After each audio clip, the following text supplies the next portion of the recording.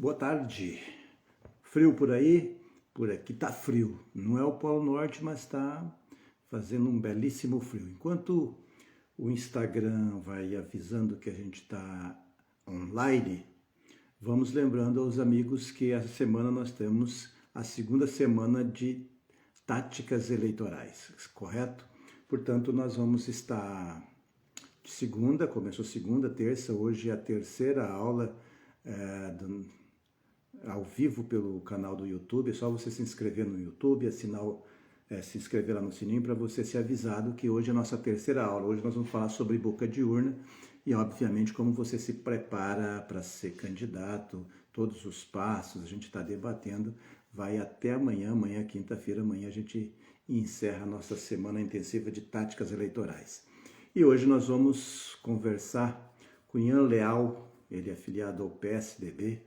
Vamos ver quais são os projetos que ele tem para frente. Ele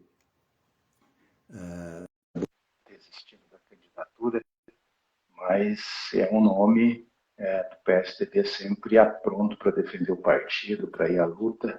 Vamos ver se dessa vez quais são os projetos do Ian para 2022.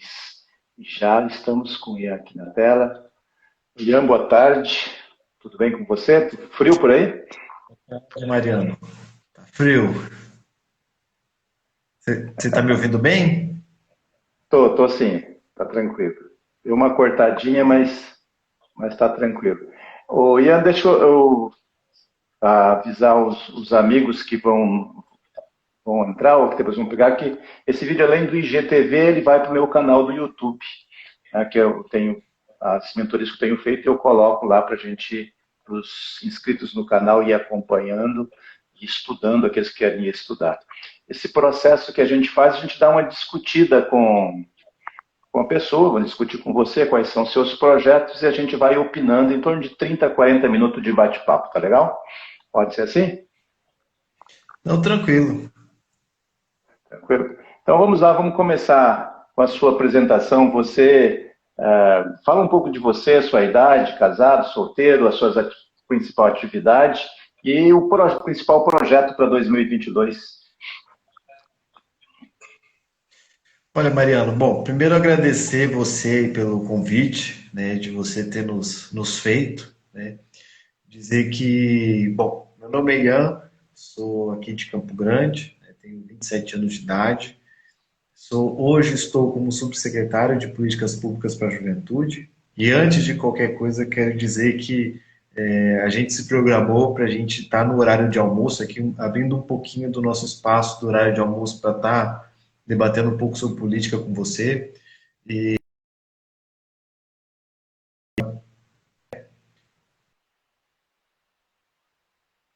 passei algum tempo na SAD, vários setores ali, e hoje na subsecretaria. Já, mas há pelo menos uns 17 anos eu venho trabalhando com o movimento de juventude. Quando eu digo movimento de juventude, movimento escoteiro, ordem Demolei, né, isso diretamente. Indiretamente a gente teve contato com... Fui vice-presidente do Conselho Estadual de Juventude, também na primeira gestão, na época, isso vai fazer uns 6 anos também, e indiretamente com outras instituições sempre teve muita parceria, com o Rotaract, com as filhas de Jó, enfim, com o movimento estudantil também. Então, já há algum tempo a gente tem uma parceria muito grande com a política, né? Com a política de juventude. E partidariamente também, participando da juventude do partido, já fui da executiva nacional da juventude do partido, e agora nós estamos num processo de construção, né? Nem posso te dizer, Mariana, que eu sou pré-candidato a alguma coisa, né? Mas a gente vem num processo de construção. Parece clichê o que eu vou te falar, mas é a verdade. Eu sou soldado do meu partido. E sou soldado também daquelas instituições que estão conosco, das pessoas que estão próximas da gente, né? E elas almejam que a gente ocupe outros espaços, né? Até para levar a demanda, para levar as prioridades que a gente tem. Então, por esse motivo, nós estamos construindo uma pré-candidatura, né, que é muito muito recente ainda dizer que nós somos pré-candidatos propriamente dito.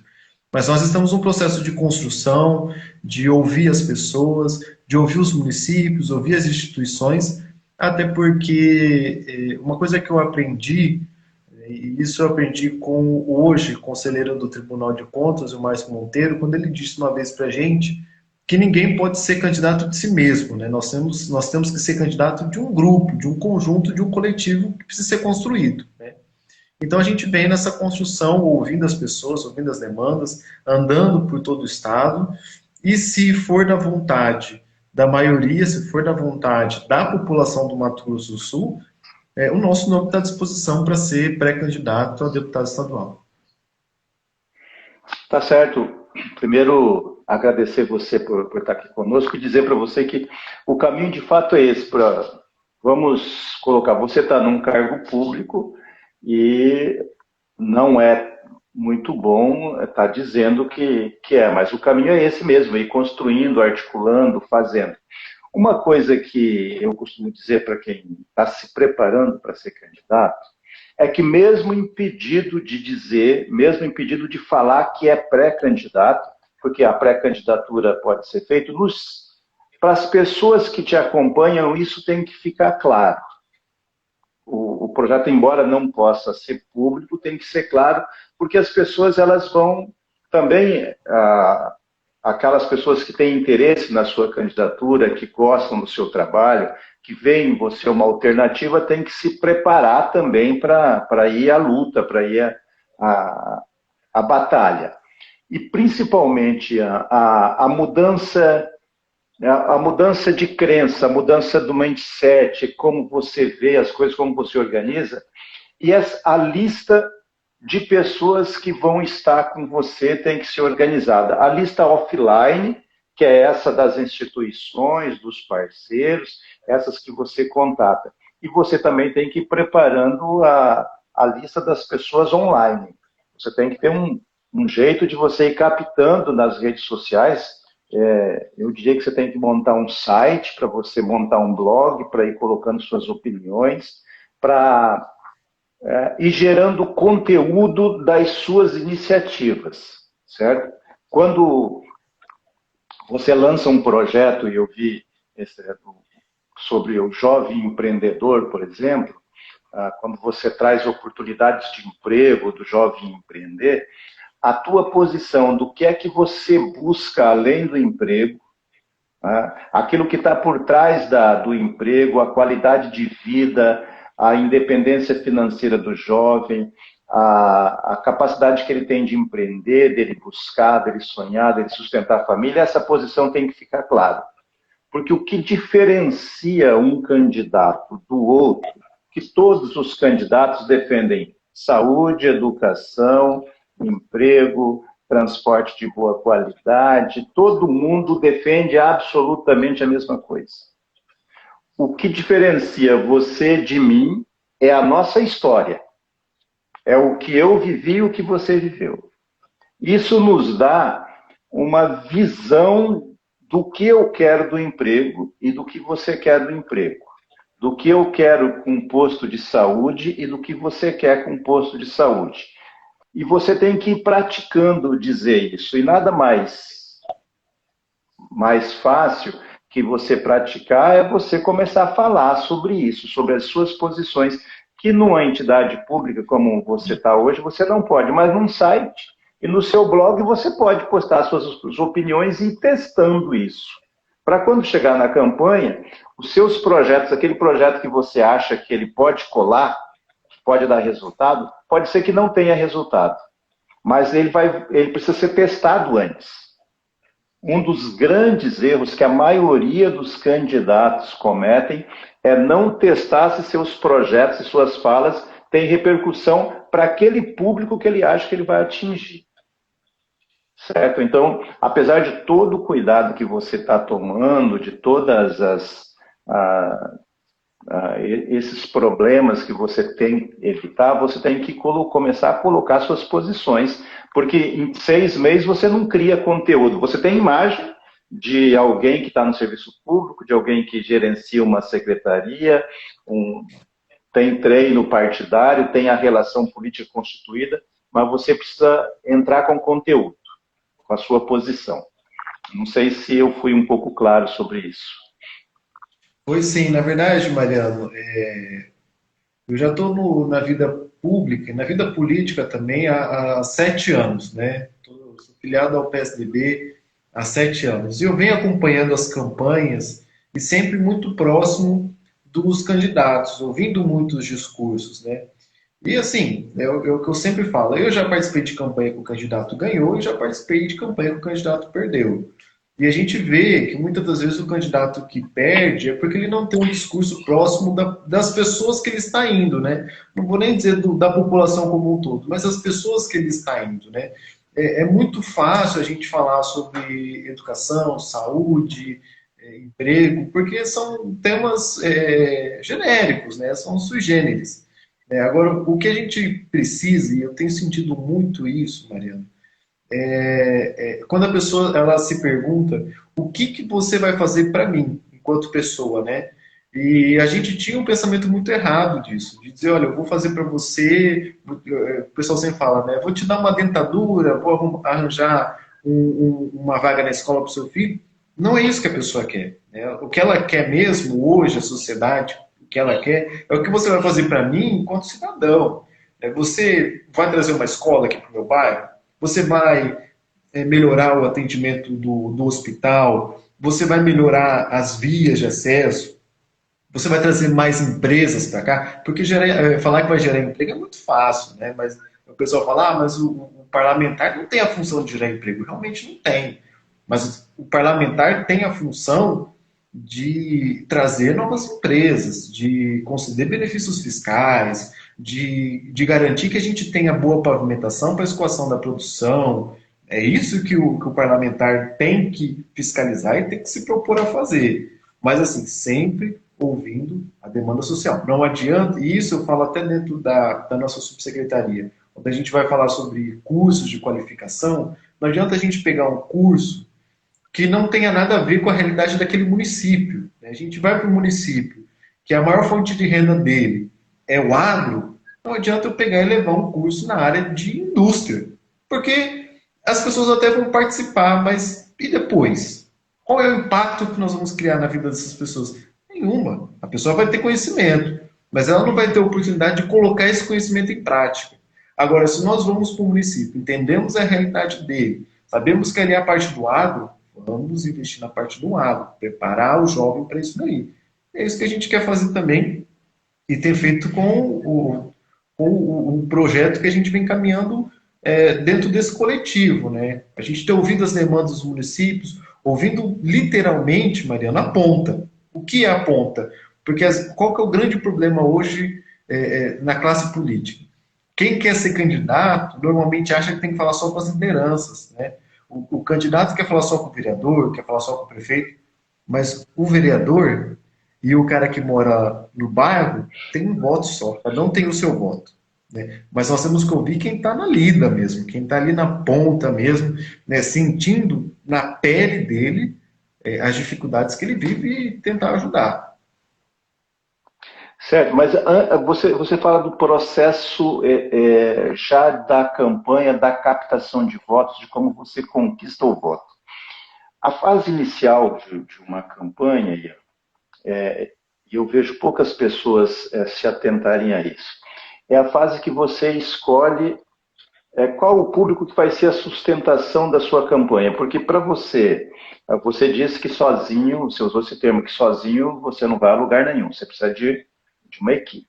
Exato. Bem, a campanha, o time político que te leva, ele precisa acreditar em você, precisa sonhar com você e ver em você as qualidades que ele procura em alguém que vai defender os direitos dele. Essa empatia é que vai trazer as pessoas, os militantes da sua campanha, os militantes da campanha de qualquer candidato. É escolher um público. Normalmente, candidatos que não presta muito. É muito intuitivo isso nos candidatos. Escolher, você vai falar para qual setor? Vou falar para a classe A, B e C, que é a maioria dos votos. Mas você tem que saber que os propagadores, as pessoas que levam, que batalham por você, que vão fazer a sua campanha, na fase da campanha, nos 45 dias, elas têm que estar todas posicionadas nessa pré-campanha. Então, por isso que eu digo que a geração de conteúdo, quando você fala que você está falando com a ponta, que você está, nesse exemplo que você falou, de você prospectar um curso de acordo com a necessidade da mão de obra local, ou do patronato local, você está vendo uma necessidade social, mas você tem que fazer a leitura de como é que as pessoas vão ver você ao você chegar num cargo público. Por que é que eu votaria em você? Por que é que eu escolheria você para ser meu candidato? Não é porque você tem 7 anos de serviço público, não é porque você está fazendo isso. Você tem que me convencer com o conteúdo que você defende. Para que é que você defende um bom emprego? Por que é que você defende uma escola? Porque quando você chega lá, eu sei, e a maioria, apesar das pessoas não fazerem uma leitura lógica, mas a maioria das pessoas sabem que os políticos podem, com a votação dele, estar melhorando a minha condição de vida, sem me dar emprego, sem me dar uma consulta, sem fazer nada. Mas a gente sabe, o senso comum é de que a postura de um candidato pode melhorar. Então, é essa captação, essa mensagem, essa empatia que agora tem que ser criada na pré-campanha para você ir sedimentando um conjunto de pessoas que acreditam na sua proposta. Qual o conteúdo que você vai vender? Entendeu? Esse é o esforço que você fez agora. Esse questionamento que você colocou, Mariana, eu acho que ele vai um pouco mais profundo ainda, né? Quando a gente se questiona para nós mesmos, né? O porquê que eu quero ser o candidato, né?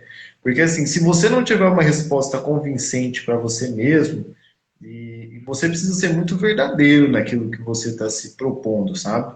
Porque eu sempre falo, antes de você querer convencer alguém, você precisa se convencer de que esse é o seu projeto, de que é isso que você quer mesmo, né? Porque se você não tem certeza do seu discurso, a pessoa que vai te ouvir não vai também sentir certeza, não vai sentir firmeza, e é isso, né? Mas eu sempre faço esse questionamento, é por isso que eu digo para você, Mariana, que hoje eu não me coloco como pré-candidato, até porque está muito cedo, e é um projeto de construção. Mas é porque eu sempre faço uma reflexão de qual é o projeto que eu quero seguir, entendeu? Porque eu acho que a gente não pode se comprometer, né, com os eleitores, e eu sempre digo assim, eu tenho um posicionamento assim, você não é obrigado a prometer nada, mas se você se comprometer com a pessoa, você precisa cumprir. E eu não me consideraria uma pessoa feliz e satisfeita se eu me comprometesse com as pessoas e chegar lá no cargo que se almeja e não fazer aquilo que eu me propus, e também não vou me ser uma pessoa satisfeita se eu defender uma pauta que eu não reconheço, não entendo que seja prioridade, entendeu? Então, por isso eu sempre faço essa reflexão do porquê que quero ser candidato, do porquê que quero colocar o meu nome à disposição e de quais são os projetos que eu quero defender. Como você colocou, qual é o público que você quer, né? Para mim é muito claro e, assim, é muito difícil, Mariana, eu fugir dessa pauta. Hoje o meu público é a juventude, né? É o público que eu atendo, é o público que eu converso, mas, Ian, que jovem? Todos os jovens. As juventudes como um todo. Porque a gente sempre vê, por mais que a gente fale que a juventude é 38% da população sul-mato-grossense, beleza, mas o jovem ele não é reconhecido socialmente. Então a gente quer entrar nesse pleito para dizer, olha, o jovem tem condições sim, nós já temos bons exemplos, nós temos bons prefeitos que são jovens. Está aí o Lucas Faroni, que é prefeito aqui do interior do estado, jovem, um guri jovem, está fazendo um baita trabalho no município dele nos dias de hoje. Então, assim, o jovem tem aspirações, o jovem é sonhador e o jovem é capaz de ser um ator de transformação social e política. Essa é a grande verdade. Veja, você falou que a gente precisa aprofundar e você tem razão. Eu, sempre quando vou fazer um individual com um candidato, eu sempre pergunto para ele se eles, por que ele quer ser candidato. 99% das respostas vem, porque eu quero ajudar, porque eu quero fazer isso e tal. E quando tem várias pessoas, quando é uma palestra, eu vou um pouco mais longe para dizer, mas escuta aí o salário. A maioria se ofende. Mas você teve uma resposta me disse, você está me confundindo, está achando que não. Não. Até parece que eu nunca vi alguém, eu já vi muita gente assinar documento no cartório que vai abrir mão do salário, mas quando chega lá não abre.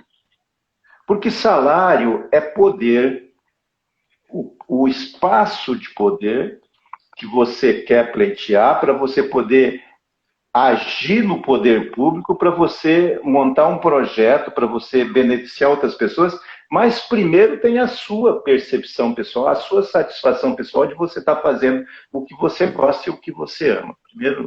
Primeiro passo é isso. Mas quando você fala da juventude, e eu falo que você tem que segmentar para você falar para um público, e desse público depois você fazer que ele cresça numa onda e busque, porque a juventude, nós temos a juventude de classe média, se você for categorizar por problema financeiro, e nós temos os da periferia. Vamos ter uma onda de skatista, né? Depois da raiz, nós vamos ter gente do esporte que vai estar fazendo. Nós temos o jovem da periferia que gosta de funk, e temos os jovens da periferia que gostam do sertanejo. Nós temos uma enorme quantidade de jovens desempregados, né, que não tem espaço para o primeiro emprego, que não tem isso. Ao você se dirigir, por isso eu oriento a você montar um blog para você começar discutindo, são segmentos da juventude que tem que ter propostas e projetos diferentes. Você não vai falar com um funkeiro como você fala com um cara do sertanejo. Tá? Você não vai falar com um cara que gosta de futebol, você não vai usar a mesma linguagem do skate, enfim. Por isso é que você precisa começar agora, né, falta 1 ano e 2 meses para a eleição, a começar a diferenciar isso. Às vezes é uma palavra, às vezes é um termo, mas é o seu olhar, a sua empatia, para você poder criar esse exército em torno de você, para quando você chegar no período da campanha, você chegar no seu Instagram e dizer, olha, eu vou ter uma reunião lá no Zé Pereira, ou, sei lá, no Vilas Boas, e você ter gente para ir para a reunião. Gente que faz isso. Agora é a hora de você começar a produzir conteúdo político, para cada setor que você quer falar, porque a juventude é uma coisa muito ampla. Juventude é dos 15 aos 35, não sei qual que é, por aí, né? Mas você tem uma... dos 16, né? Que é o primeiro voto. Mas assim, Mariano, eu concordo com você que quando a gente fala de juventude, por exemplo, é que nem a gente fala, não, eu vou defender as mulheres. É muito amplo, né? É um segmento muito grande. Mas quando a gente vai olhar, por exemplo, de forma bem segmentada, porque a juventude, por isso que o pessoal, os estudiosos, e a gente tem uma equipe estudando isso daí, sempre diz juventudes, né? Porque são as várias vertentes de juventude. Porque tem o jovem indígena, o jovem quilombola, o jovem que mora na capital, o jovem que mora no interior. E aí a gente vai ver que o jovem que mora em Alcinópolis não tem a mesma necessidade, nem a mesma demanda do jovem que mora em Paranaíba. Né? São necessidades e demandas diferentes, que a gente vem tentando assim, segmentar bem e fazer uma análise assim. Qual é a necessidade do jovem de forma geral, dos jovens de forma geral? hoje a maior necessidade do jovem, por causa da pandemia, e isso abriu mais, é a questão do desemprego, sabe? E aí você vai falar, mas Ian, tá todo mundo falando do desemprego do jovem e tal. Sim, tá todo mundo falando. Porque é o que eu sempre falo, falar é muito simples. O que nós precisamos fazer é resolver os problemas, né? Nós temos uma discussão muito grande sobre uma questão que hoje para o jovem não impacta na vida dele, que é, por exemplo, a previdência, sabe? A gente tem uma preocupação muito grande com a previdência, porque com essa questão da uberização, e não estou dizendo só do Uber, não, é do jovem que é Uber, do jovem que mexe com esses vários setores, não tem recolhimento de previdência. Isso, daqui 30 anos, daqui 40 anos, vai causar um impacto significativo. Ou seja, nós estamos tampando o sol com a peneira. E a nossa proposta não é essa, não é tampar o sol com a peneira. Nós temos que fazer coisas concretas, coisas sedimentadas e que lá na frente não vão causar impacto negativo, vão causar impactos positivos, né? Então, assim, a gente vem estudando, né? Obviamente, tentando entender as demandas. Eu entendo que você colocou, Mariano, que a gente precisa testar algumas pautas, e isso está no nosso radar também, de testar algumas pautas, de soltar, fazer discussão, ouvir o que as pessoas pensam sobre isso, né? E começar a montar um projeto. Mas dizer para você que a gente já tem alguns eixos pragmáticos da nossa parte, de dizer, olha, vamos seguir mais ou menos nessas linhas, nós já temos. E nós já temos também aqueles eixos que a gente diz, independente do que acontecer, esse caminho nós não vamos seguir. Porque não é o caminho que nós temos como ideologia nossa, entendeu? Porque, assim, muita gente se vende pela tendência do momento. Eu acho que não é esse o nosso projeto. A gente não está indo para uma tendência do momento. Nós estamos indo para um projeto de construção maior e que vai ser uma construção coletiva, né? A gente sempre fala assim que se lá na frente for entendido que o meu nome não é o melhor e que existe o nome de outras pessoas, o projeto vai continuar sendo o mesmo, né? Comigo ou não, o projeto ele não é personalíssimo, ele é um projeto de um coletivo. Certo. Na verdade, quando a gente discute política, que a gente se propõe a fazer política, você tem que estar aberto ao debate, a se construir. Você tem uma ideia central e você vai para o debate para você construir. E não tem escola melhor, não tem forma melhor de você construir, de que você testar os seus projetos. E a pré-campanha, esse período que a gente foi instituído na última reforma eleitoral, ela institui isso, ela possibilita isso. E tem as redes sociais que permite você fazer live uma vez por semana, você chamar o pessoal para o bate-papo, para você ir construindo esse círculo. Porque, veja, essa pandemia, ela teve sérios problemas, mas teve muita gente que ficou muito mais rica, embora tenha empobrecido muita gente, teve gente que ficou muito mais rica, e nós aceleramos o uso da internet em mais de 50 anos nesse um ano. Porque eu pego por mim, eu sempre trabalhei com política, faço política, campanha há mais de quase 40 anos, e eu nunca tinha usado a internet para trabalhar. Depois que veio a pandemia, quando eu estava com todos os contratos praticamente fechados, 20 de março de 2020, desfiz, todo mundo cancelou os contratos, acabei trabalhando, acho que 20% do que eu tinha condição de trabalhar, e aí comecei a buscar uma forma, porque não pode fazer reunião, não pode sair, não pode trabalhar, e você vai vendo, e você vai acelerando, e você vai vendo como as pessoas se comportam. Para a gente aprender a fazer isso, você também tem que entrar, tem que testar, tem que criar público, tem que fazer tudo isso. A experiência offline, para ela trazer para o online, ela não acontece imediatamente, ela leva tempo. Então, a gente tem que ir casando. E a política ainda usa, eu imagino que está em torno de 5 a 10% de quem faz política está usando a internet. Vai ser, tem ferramentas extraordinárias para se fazer reunião, que a gente tem que se capacitar, tem que se preparar, tem que fazer, mas eu vejo treinamentos na internet com 10, 15 mil pessoas pelo Zoom e as pessoas estão acompanhando. Se é possível você fazer uma palestra em que 10 mil pessoas participam por 2 horas, e tem gente fazendo isso, eu imagino que seja possível você fazer um comício online por pelo menos 1 hora com 2, 3, 4, 5, 10 mil pessoas. O problema é E às construir vezes essa até, audiência. Mariana, exatamente, o problema é construir essa audiência, né? Mas a gente tem aí, e vou dizer assim, não sou signatário, mas assim, nós temos o que o Bolsonaro fez, entendeu? O Bolsonaro, parte da campanha dele foi por rede social, foi pela internet. Ele teve essa grande sacada, né?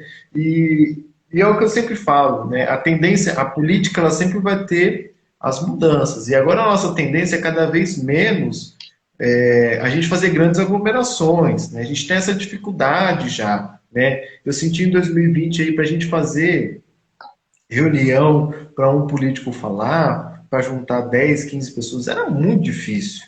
É muito difícil isso. E por mais que a gente esteja agora no final de uma pandemia, nós vamos continuar nessa dificuldade, porque as pessoas estão desacreditadas no processo, né? Então, assim, quanto mais conforto a gente puder levar para as pessoas, melhor. Ou seja, se a gente puder fazer uma grande reunião onde as pessoas não precisam sair da casa delas, não precisam ter uma estrutura significativa para isso, simplesmente ter um aparelho de celular, ter um computador com uma câmera e poder te ouvir, isso é fantástico.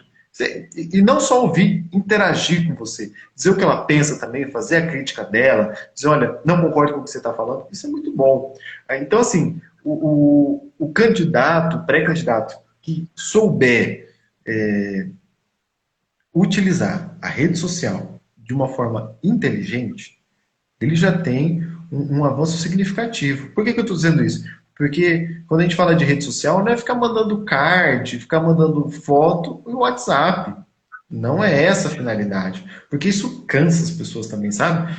Imagina, assim, na campanha, eu participo de vários grupos, converso com muitas pessoas, e você abriu seu celular, ter 15 mensagens, com 15 figuras repetidas, você fala, meu, pelo amor de Deus, o cara nem sabe quem sou eu, porque ele só pegou, abriu uma lista e mandou para todo mundo. As pessoas querem alguma coisa personalíssima, para ela, que ela sinta que é para ela. Então, mas você tem toda a razão. Deixa eu falar uma coisa, porque a onda da internet em campanha começou com a eleição do Obama. Foi o primeiro grande boom, que ele fez campanha financeira, arrecadou lá 400 milhões de dólares, uma coisa assim para a campanha. Aí depois veio essa campanha para presidente, e aí por último vamos pegar a onda Bolsonaro. O problema é que a análise que faz, o Bolsonaro usou bem as redes sociais, mas qual rede social que é do Bolsonaro? Vamos analisar aqui como alguém que vê de fora. Ele tem um apoio enorme da rede do Exército. O que é a rede do Exército? São pessoal treinado em falar por rádio amador, aqueles aparelhão, e eles falavam por isso, e o WhatsApp só veio para facilitar a vida desse pessoal. Ele tem a rede do Exército, a rede das polícias militar, a rede das polícias civil, a rede das milícias. Ele tem redes que são historicamente já consolidadas. Quando ele já tinha esse público conquistado para ele já tinha feito a sua eleição sempre com base nas baixas patentes, nesse discurso das más condições de trabalho das polícias e do Exército. Ele tinha essa audiência. Quando ele viu, ele usou. O problema é para um candidato comum começar a construir essa rede. Ele tem que começar uns 2 anos antes, 1 ano antes, para ele ter uma audiência mínima, para ele poder fazer. Ao construir essa audiência, você tem que construir fazendo lives, tendo blog, se posicionando, criando conteúdo, falando para a audiência. Você tem que falar para essa juventude que você diz, para usar do primeiro emprego, para o segundo emprego, para o universitário, para o que está fora da escola, para o desempregado, para o que está procurando emprego, para o que está querendo treinamento, para o que está fazendo treinamento. Você vai ter que dialogar com isso para você criar essa rede. Para quando você chegar na campanha, você vai estar com o seu treinamento de candidato pronto, com o discurso pronto, com o conteúdo pronto e com a sua audiência montada. Essa é a grande deixa para quem quer trabalhar com as redes sociais. E para quem quer baixar custo de campanha também, né? Porque, embora não seja gratuito mexer com redes sociais, né? Gerar conteúdo pode ser de graça, mas para você produzir uma boa rede social, você tem que ter um bom designer, você tem que ter uma pessoa que sabe fazer o traqueamento das redes, que sabe acompanhar, que sabe captar endereço, que sabe captar lista, que sabe formatar essas coisas todas. Então você tem que ter uma equipe, né? Ou pelo menos uma, duas pessoas para estar mexendo com isso para você. Não é de graça, mas é necessário fazer. Com certeza. Essa questão, assim, eu volto naquilo que você falou, né? Muitas pessoas ganharam dinheiro na pandemia, e o público que ganhou dinheiro na pandemia é o pessoal das tecnologias, né? A gente teve uma análise muito grande, assim, das profissões que já estão iminentes. Eu não vou nem dizer das profissões do futuro, das profissões que estão iminentes. E quem acha que uma profissão, a única profissão iminente que a gente tem na área das tecnologias são os digitais influencers. Não são. Dentro da área da tecnologia é uma gama muito grande. O cara que cuida do tráfego, de internet, o cara que cuida do design, o cara que cuida da imagem, da foto, enfim. A gente criou uma rede muito grande. E é o que você falou. Criar público é muito difícil, Mariano. É muito complicado. E como a gente está vivendo num momento onde nós passamos a maior parte do nosso tempo, vamos botar assim, entre aspas, útil, né? Conectado, então nós adiar informação, né? Recebendo muita informação.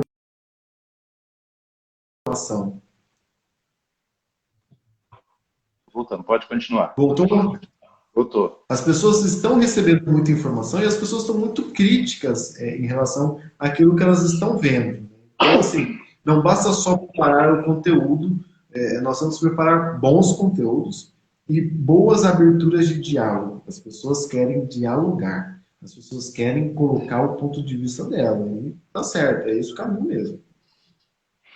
Então, já estamos conversando há 40 minutos, e como eu sei que você tem um tempo corrido e tem compromisso, eu vou agradecer a você vai se despedir, mas eu quero avisar as pessoas que estão na nossa audiência que eu estou fazendo de segunda a quinta-feira uma semana intensiva de táticas eleitorais. Hoje nós vamos falar sobre boca de urna, às 19 horas no YouTube, o canal Mariano Cabreira.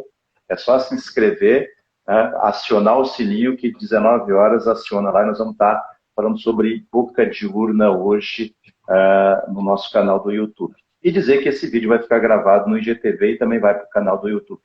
E aí eu quero te agradecer as pessoas que nos acompanharam, que entraram, né, para acompanhar a sua gentileza de debater comigo.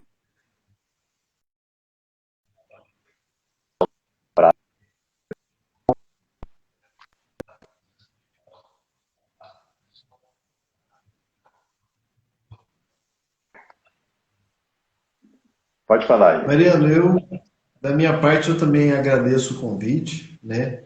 Me coloco à disposição, não só de você, mas de todo mundo que está nos ouvindo, para que a gente possa promover mais debates, trocar mais ideias, para trocar ideia com as pessoas pensam aquilo que as pessoas desejam, né? Eu agradeço. Eu vi aqui nos comentários que a gente falando, tá travando demais. Gente, isso faz parte da conectividade, né? Às vezes a nossa internet trava um pouquinho, Mas eu agradeço, Mariana, eu me coloco à disposição para outros encontros. Aliás, eu me convido para outros encontros com você, para que a gente possa estar discutindo mais. Obrigado, com certeza a gente vai estar debatendo, temos muito tempo ainda para 2022 e a gente vai estar se encontrando nesse mundo, debatendo muito democracia, muita política. Obrigado, um abraço a todos, lembrando que hoje à noite, 19 horas, nós temos aula no YouTube. Um abraço para vocês, um beijo e até a próxima, se Deus quiser.